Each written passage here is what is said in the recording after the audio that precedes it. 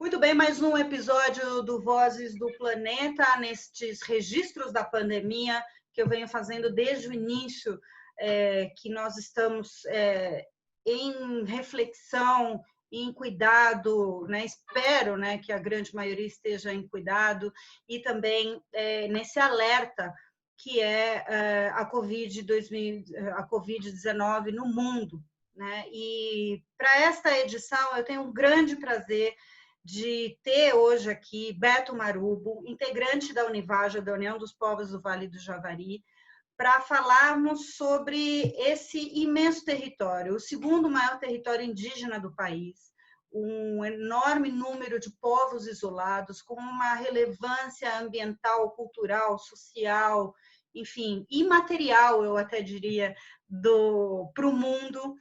E a gente vai entender um pouco do contexto do Javari, a gente vai falar sobre as ameaças históricas a este grande território e também vamos falar hoje como está sendo a reação, né, dos povos do Javari frente à pandemia. Beto, enorme prazer te receber hoje aqui no Vozes do Planeta, espero que você esteja bem, esteja com saúde, você e a sua família, tudo bom? Tudo bem, Paulina. Eu agradeço a oportunidade e ressaltar sempre a importância, né, dos meios de comunicação, independente que seja, no sentido de difundir essa ideia da importância dos territórios indígenas e das populações indígenas, sobretudo num contexto onde a importância, né, da questão ambiental, ela vem tomando uma irrelevância, né, importante para o país, né, para a própria sobrevivência econômica. Isso está constado aí, né? Então é importante a gente abrir esses canais e enfatizar isso para a comunidade nacional e internacional. Bem, o Vale do Javari, como todos sabem, é a segunda maior terra indígena do país e é uma área de 8 milhões de hectares. É o equivalente ao território de Portugal.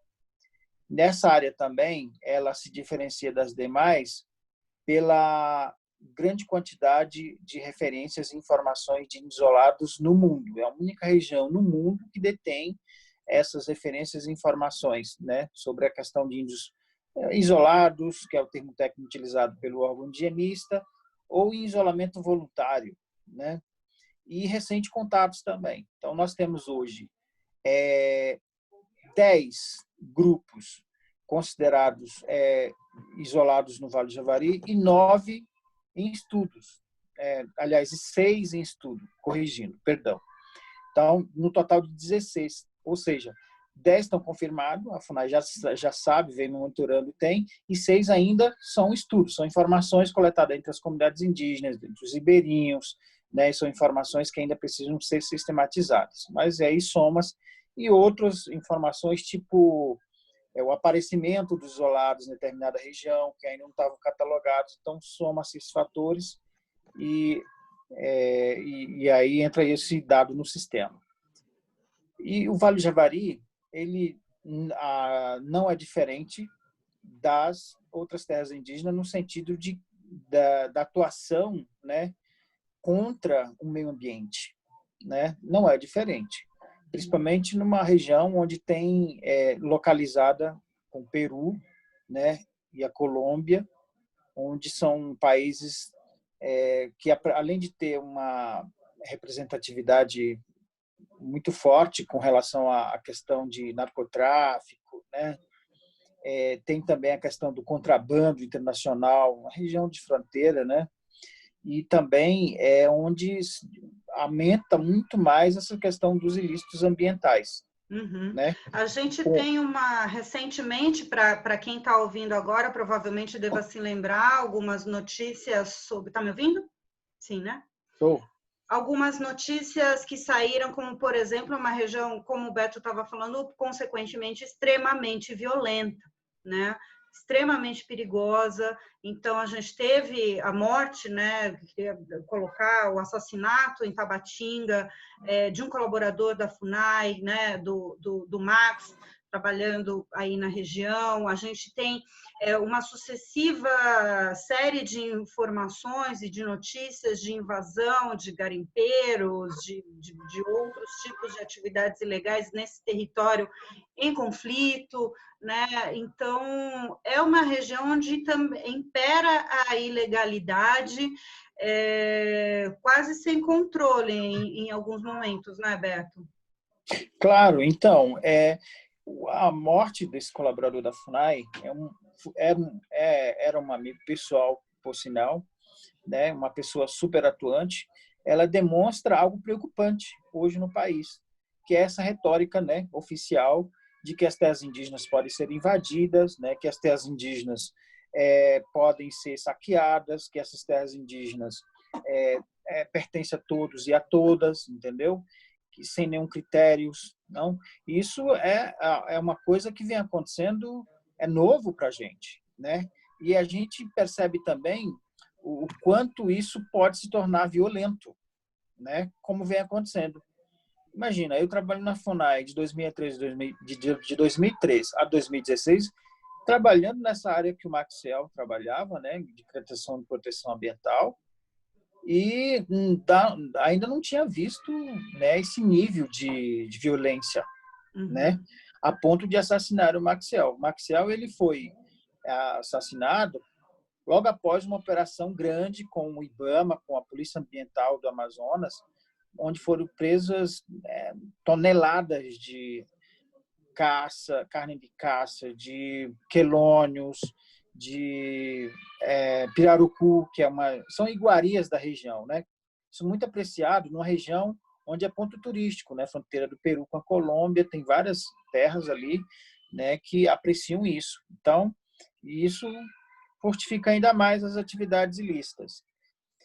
Beto, tem um ponto que eu queria que você explicasse, né? Já que você contou dessa sua atuação e a atuação do Max, nessas frentes, né? Também para contextualizar, né, o Vale do Javari na história, você falou justamente dos povos isolados, dessa imensidão, né, do tamanho de Portugal, esse território indígena, e eu queria que você contasse a importância do trabalho dessas frentes, né, e como qual que é o grande objetivo dessas frentes, e como elas também foram sendo dilaceradas na história, como isso deixa vulnerável esses territórios. Então, concluindo a questão do Maxiel, até hoje ainda não houve uma fiscalização, uma atuação policial que desse um resultado, uma investigação que apontasse, né, isso, né? Mas tudo indica que ele morreu como muitos outros ambientalistas, né, de pessoas que vêm morrendo por causa do seu trabalho. Bem, a atuação das frentes são unidades da FUNAI vitais para os povos indígenas do Vale do Javari, principalmente os isolados, né? São unidades da FUNAI que têm uma atribuição principal de proteger não somente o território, como também o físico dos isolados, né? Num contexto onde o órgão indigenista vem, assim como o IBAMA, né, e muitos órgãos do Estado, com grandes retrocessos, né? Mais uma vez, a retórica oficial desconstruindo a atuação desses órgãos, né? E a FUNAI não é exceção, né? Ela nunca foi prioridade para governo nenhum e agora pior ainda, né? Como nós estamos vendo na prática. E isso torna, por consequência, a vida dos povos isolados do Vale do Javari, como os outros territórios, também numa região, numa situação de muito perigo, né? Vulnerabilidade total, né? Então, assim, é algo muito preocupante para nós na região, né? A desestruturação, os retrocessos, né? De várias formas, falta de pessoal, falta de recursos mesmo, né? Além de um discurso, né? A partir do momento que o presidente da República passa a fazer esse discurso em âmbito nacional, a amplitude disso, nós estamos vendo na prática que é algo incrível, assim, entendeu? E um reflexo negativo para nós. Antes da gente passar, então, das ameaças já históricas, né? A gente já adiantou um pouco sobre invasão e uma série de interesses, né? Por pela biodiversidade, pela riqueza, né, do Javari. Queria que você nos contasse sobre os povos isolados, né?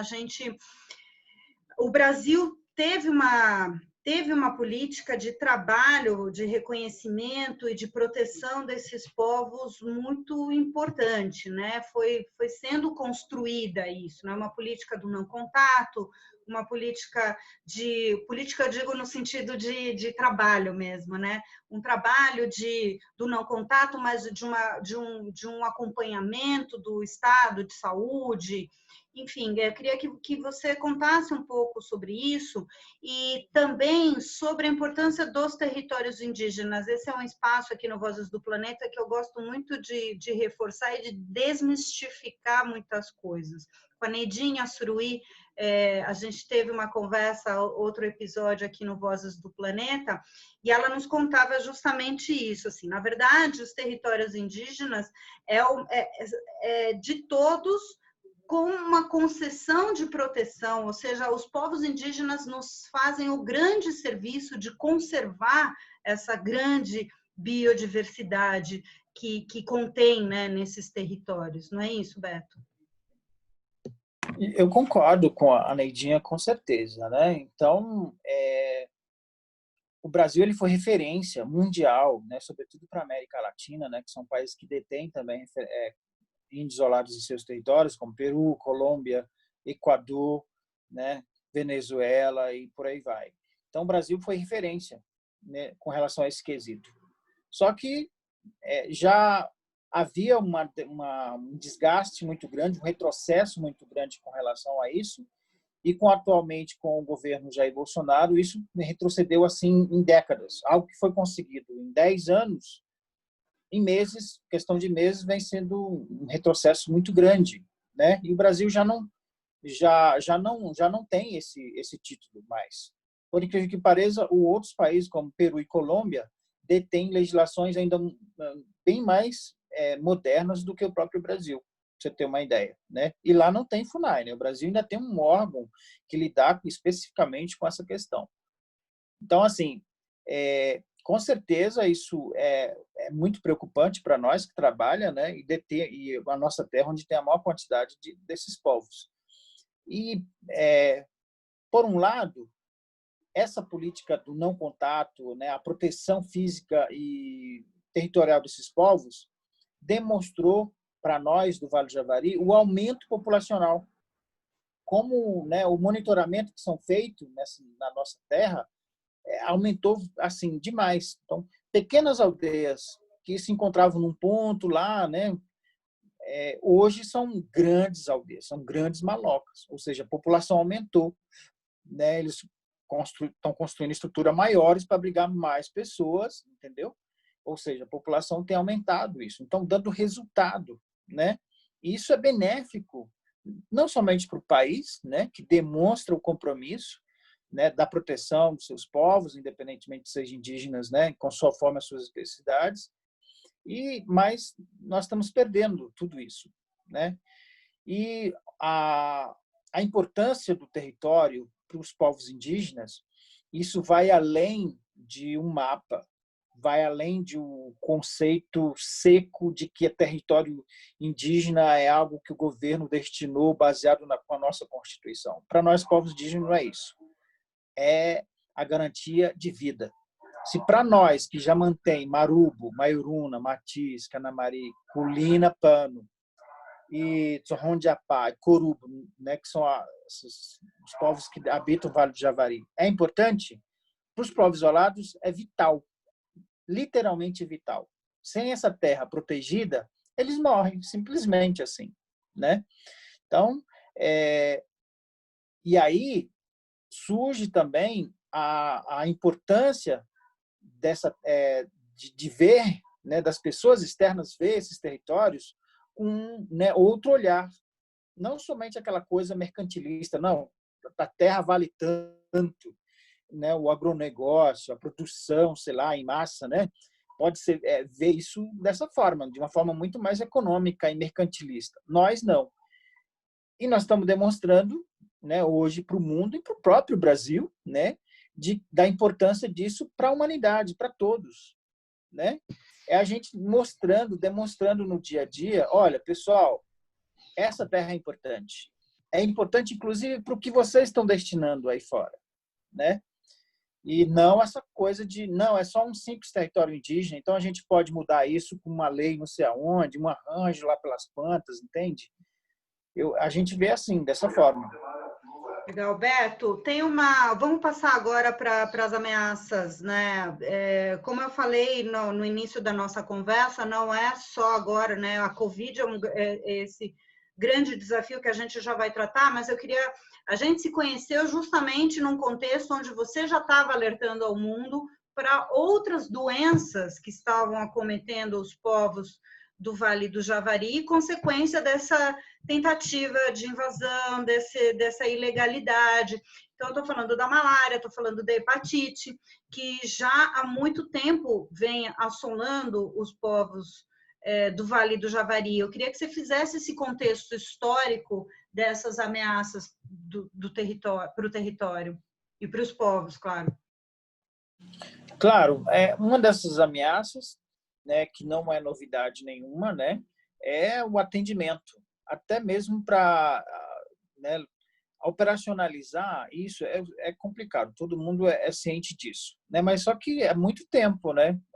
As instituições ainda não se adaptaram por falta de vontade política mesmo, né? Porque com toda a informação, com a atuação na região e ainda não se adaptaram, A gente paciência. está Mas falando enfim, de mais de 15 anos, né? De um com problema de certeza. mais de Então, 15 assim, anos. a malária ainda é um problema sério na nossa região. A questão da hepatite ainda continua os mesmos dilemas, né? E agora nós estamos também vendo algo que já existia, mas não do formato que está acontecendo agora, que é a atuação dos missionários fundamentalistas, né? Em assim diversas partes do mundo, atrás de fazer o contato dos índios isolados. Então, o Vale do Javari virou uma meca dos missionários fundamentalistas, né? Para tentar fazer o contato desses indígenas. E eles estão se preparando para isso, né? E há todo um arranjo institucional, inclusive, convalidado pelo governo. Não por acaso nós temos hoje um ex-pastor, ou pastor, que seja, né? Não existe ex-pastor, coordenando um setor da FUNAI que tem atribuição de proteger os índios isolados, né? No nosso linguajar interno é mesmo colocar uma raposa para cuidar do galinheiro, né? E o nosso grande medo é esse, né? Tipo, quem nos garante que essas informações estratégicas, né, de décadas do órgão indigenista não vão ser compartilhadas, né? Sei lá, nós estamos num país com grandes anomalias, algo super anormal, entende? E convalidado por isso, né? Apesar dos nossos questionamentos. Então, esse é um dos fatores, vamos dizer assim, atuais, preocupantes, né? Que é a atuação missionária, né, fundamentalista no Vale do Javari. E vem se preparando, inclusive aviões, né, anfíbios, monomotor em Benjamin Constant, na uma cidade próxima, helicópteros, né, em Cruzeiro do Sul, para esse pessoal acessar essas terras indígenas. Um outro fator também importante é o avanço, né, da agropecuária na região sul da nossa terra, vindo a partir do Acre, né, e parte do Baixo Rio Juruá, sobretudo da cidade de Erunepé e Ipixuna, né? Isso aí é algo para nós do Vale do Javari, pode não ser para uma área do Mato Grosso, né, Pará e por aí vai, mas para nós do Javari isso é novidade, né? Agora nós já estamos ouvindo denúncias e relatos dos marubos, né, lá do Alto Rio Curuçá e Ituí, bem como dos Canamari, do Alto Rio Itaquaí, da presença de invasores chegando nas nossas fronteiras sul, né? E isso é muito preocupante, né? Essas são duas ameaças novas que vêm com muita força, né, para tirar o sossego dessas populações. Bom, Com não certeza. bastasse tudo isso, agora a gente tem o contexto, então, da pandemia, né? Isso. E aí também tem a questão dos garimpeiros na região leste do Vale do Javari, também é uma nova ameaça, vindo sobretudo nas regiões do Jutaí e Rio Curuena, onde tem os índios isolados dali, e uma região muito sensível, porque é onde habita a maior parte dessas referências e informações de índios isolados no Vale do Javari, é a região leste, né, que vai pelo Itaquaí e adjacências. E aí, por último, tem a Covid chegando em massa, né, que é uma ameaça muito preocupante também, tanto que quanto está as demais. relacionada também com essas invasões, por exemplo, ou seja, essas pessoas, né, que estão adentrando no território de maneira ilegal, podem também estar contribuindo com esse avanço da Covid no Javari, Beto? Totalmente, totalmente, né? Então, há casos onde, né, por vacilo do Estado mesmo, as próprias equipes da CESAI, né, levaram o Covid para a nossa terra indígena. Há casos, né, que os próprios técnicos, né, por não cumprirem uma série de protocolos, né, que deveriam ser rígidos e tal, mas daí é uma outra discussão. Mas também tem a questão dos invasores, né? Não por acaso, em plena pandemia agora, é onde está tendo os maiores índices de invasões da terra indígena Vale do Javari. E, por consequência, isso vai afetar o território tanto dos aldeados quanto dos isolados na minha terra, né? Então, assim, a gente compartilha território com esses povos, né? Então, quando o marubo está infectado, não há nenhuma garantia de que ele, compartilhando o território, não vai passar para os isolados também, né? Além dos invasores, os próprios, né, indígenas que mantêm um laço com a sociedade nacional, Marubo, Canamari, Matiz, Maiuruna, né? A diferença é que o marubo vai para a sua aldeia, retorna para a sua aldeia e tem um postinho da CESAI. O isolado não, ele retorna para o mato e lá ele morre, e passa para os demais, e aí é a extinção. Então, esse negócio de genocídio, quando nós falamos de genocídio, o termo genocídio não é uma retórica, é possível. São indígenas que não têm nenhuma imunidade, né, biológica, né, imunológica no organismo deles. Uma simples gripe, em 3 dias eles pegam a pneumonia e morrem, né? Quem dirá né, problema que é causado pela Covid-19, né? Então, esse é o grande medo, e nós, do movimento indígena, não somente do Vale do Javari Nacional, a gente entrou no Supremo Tribunal Federal, né?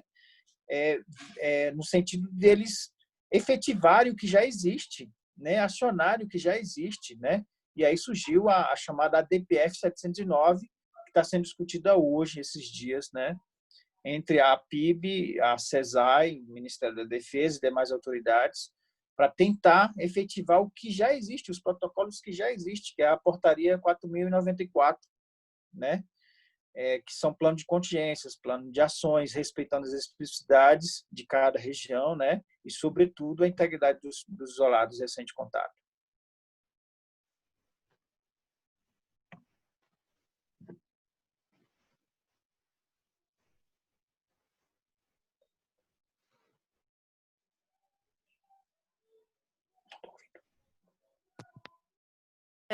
Esse já existe, então, né? Então, eu só queria que você explicasse, então, é uma forma de, digamos, obrigar o poder público a tomar as medidas efetivas de determinações que já existem, certo? Exato, Com relação certo. à saúde indígena. Eu não entendi. Com relação à saúde Com indígena? relação à saúde indígena. Você quer saber, é isso? Não, essas medidas que estão sendo discutidas, eu queria que você Sim. explicasse para a Claro, claro. gente. Ok. Então, a nossa preocupação é que, com o surgimento da Covid, houve muitas subnotificações, falta de transparência, né? E, tipo, uma leniência muito grande, uma lerdeza na efetivação das ações necessárias, né?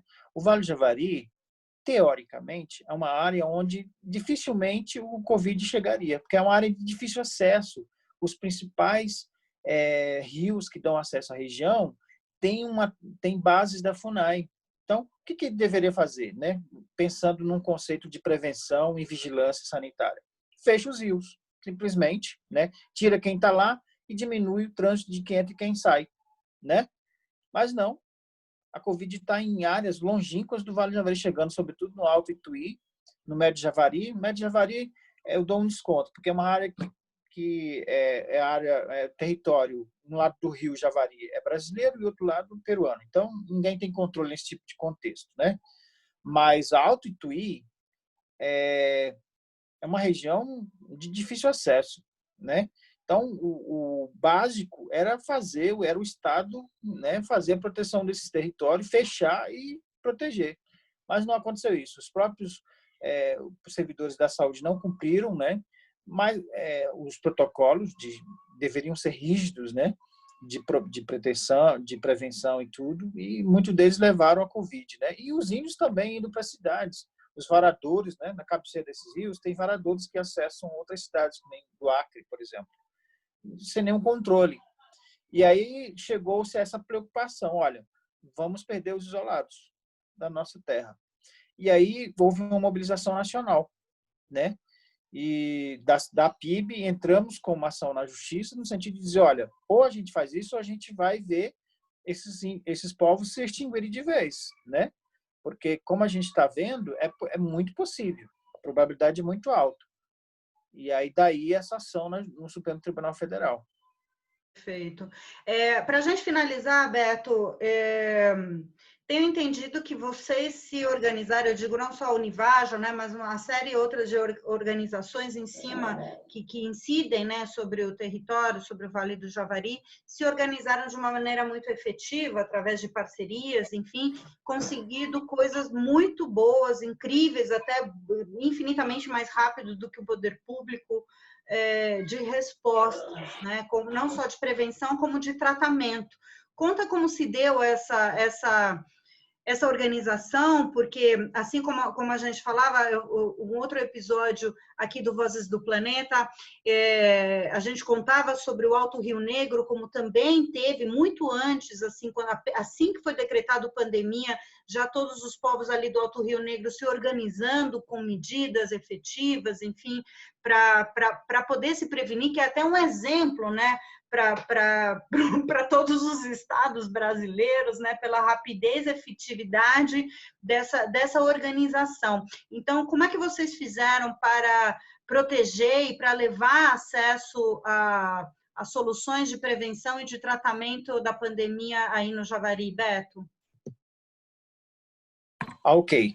Isso, infelizmente, nós tivemos como base as infelicidades das experiências mortais que aconteceu no Vale do Javari no passado. Primeiro com a cólera, né? Quando a cólera chegou na nossa região na década de 90, morreu muitos parentes na nossa terra, e o poder público, depois que chegou lá, já depois de todo um caos, foi preciso a gente chamar os Médicos Sem Fronteira, né, na época, para nos ajudar, para minimizar o caso das cólera e malária na década de 90. E, em seguida, a hepatite. Morreu geração inteira da minha terra, né? Então, por exemplo, a minha geração é comprometida até hoje. Poucas pessoas com a minha idade sobreviveram, né? À exceção aquelas pessoas que foram vacinadas que deram certo e as que o organismo teve a imunização própria, autoimunização, como foi o meu caso, né? Então, assim, com essas duas experiências tristes na nossa terra, a gente chegou à seguinte conclusão: não vamos esperar pelo poder público somente, né? Vamos nos adiantar, né? Então, logo quando começou a pandemia chegando em Tabatinga, a gente estava acompanhando o que estava acontecendo em outras terras indígenas, outros parentes sofrendo muito com isso, a gente já acionou, né, os canais, né, de apoiadores do movimento indígena, tanto nacional quanto internacional, e a gente já começou a acessar, né, essa tensão. Então, teve parceiros importantes nesse processo, como a Celine Cousteau, né, que é uma pessoa que vem nos acompanhando já há um bom tempo. Temos Sebastião Salgado, que tem nos acompanhado já há um bom tempo, é um grande parceiro lá, e eles nos deram canais, né, de como nós apresentarmos a nossa demanda para colaborar. Então, tem uma organização chamada Nietero, que já vem apoiando o movimento indígena, disponibilizou ajuda. a União Amazônia Viva também, né? E junto com, através do Expedicionário da Saúde, adquirimos equipamentos e insumos em tempo recorde e a gente já começou a internalizar isso nas aldeias, através das chamadas UAPs, né? Que são, no fundo, são enfermarias, né? Com equipamentos onde pode ser operacionalizado lá e evitar que os casos de intermediários, né? De leves a intermediários, não fossem removidos para lá do norte ou para Tabatinga, onde o sistema já colapsou e não tem estrutura, né? E isso evita, inclusive, o chamada contaminação cíclica, né? O cara vai para a cidade e volta doente, que contamina os outros, etc. e tal. Então, para evitar isso, a gente já começou a adquirir esses equipamentos através desses parceiros e colocar isso em pontos, né? Os chamados polo base. Então, quando a CESAI começou a tomar as devidas providências deles, não tão adequada assim, a gente já estava com isso pronto, já sendo internalizado nas aldeias. Agora, por último, a gente já comprou todos os equipamentos para outras regiões que a Covid ainda não chegou lá, né? E as que já chegou lá já dispõem desses equipamentos. Então, por exemplo, hoje não há nenhum indígena do Vale do Javari sendo removido das aldeias para a cidade, porque os casos intermediários já estão sendo atendidos por esses equipamentos que a gente disponibilizou. E, além disso... E queria muito reforçar, né, antes de você complementar, Beto, desculpa te interromper, mas que isso, para quem não tem noção, é só para reforçar o tamanho do território e a dificuldade de acesso, né? Então, por si só, essa capacidade de mobilização e de acesso que vocês estão levando já é um tremendo desafio vencido, não é, Beto? Porque a dificuldade, eu, como eu falei, tive 2 vezes aí na região e assim, é distante, é enorme o território, para chegar em algumas aldeias são dias de barco, né? Então, teve realmente um grande trabalho de logística. Com certeza. Então, para as pessoas terem uma ideia, da cidade de Atalá do Norte, que é o município referência, para a minha aldeia, que é o Cumanha, são 15 dias. Então, a aldeia mais próxima das cidades de referência, né, é São Luís, que é 5 horas com um barco muito veloz, né, que foi utilizado por vocês lá. É muito veloz, 5 horas mais ou menos, né? Então, é uma logística de guerra. Imagina, todos esses materiais e insumos também foram comprados pelos expedicionários, e aí é um mérito deles, né? A organização, a expertise, o know-how que eles já dispõem, compraram em São Paulo, Campinas, né?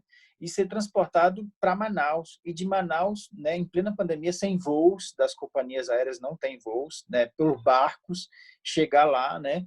E aí entra também a atuação do próprio poder público, né? A CESAI disponibilizou helicópteros, o Exército disponibilizou helicópteros, né, porque era o único jeito de colocar esse material, né, e além do mais, e também não fazia o menor sentido a gente com uma série de equipamentos, insumos vitais, parado na cidade de Etalá do Norte ou Tabatinga, né? E aí o poder público somou também disponibilizando o transporte, né? Essa semana, por sinal, helicópteros da Força Aérea estão ajudando a transportar parte desse equipamento para os pontos estratégicos, chamados polo base, né? Mas é uma saga, realmente. Isso aí é muita energia, muita pessoal também, né? Pessoal voluntário, né? Os colaboradores da União Amazônia Viva, o próprio EDS, né?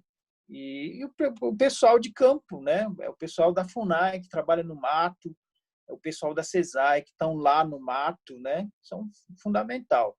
Eu acho que essa soma da atuação social do movimento indígena e o poder público no Vale do Javari durante a pandemia é um exemplo e que sirva, né, de demonstrar para o governo que isso é possível, né?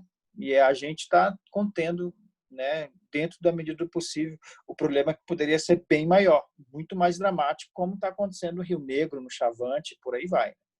Exatamente, exatamente. Eu queria muito te agradecer pelo teu relato hoje aqui, Beto, tanto para a gente compreender de apresentar, né, o Vale do Javari, a importância, as ameaças para os povos isolados, a importância dos povos isolados, né, e da sua proteção, e também como é que vocês estão reagindo agora com muita organização, com muita ajuda de voluntários, com um trabalho muito sério e efetivo de combate a pandemia. Beto, o canal aqui no Voz do Planeta está sempre aberto.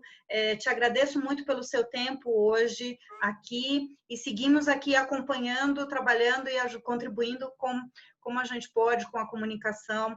Conte sempre comigo e aqui com o programa. Obrigado, Paulina, pela oportunidade. Fundamental, além de ser a profissional, eu considero você como uma amiga pessoal. E vamos nessa, Soma, nós estamos juntos. Obrigado pelo espaço.